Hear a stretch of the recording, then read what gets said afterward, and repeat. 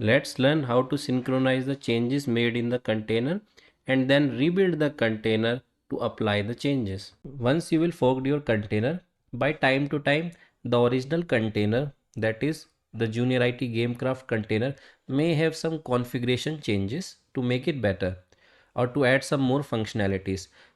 And it's always a good practice to synchronize your container with the original Junior IT Gamecraft development container.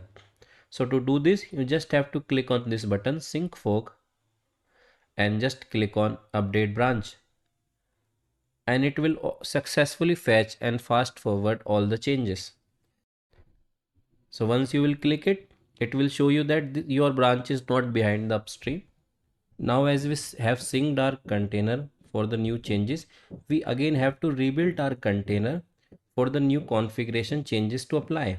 So now again click on this code button and click on your GitHub code spaces.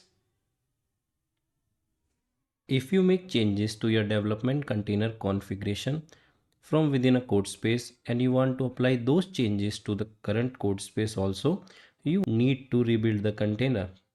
So to do this, you have to access first the VS Code command palette. So to do this, you have to type Shift Command P on Mac if you are using a Mac computer, or Control Shift P for Windows or Linux. Just write Control Shift P and you will have your command palette.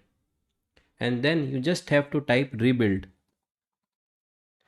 and you will have two options. One is full rebuild container and the other one is just rebuild container. Occasionally you may want to perform a full rebuild also.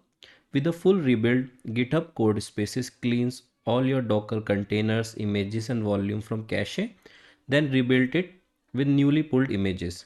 But for this, we just have to rebuild the container. Just choose the option by using the down arrow and click on rebuild container. Then you just have to click on rebuild and it will automatically rebuild the container for you.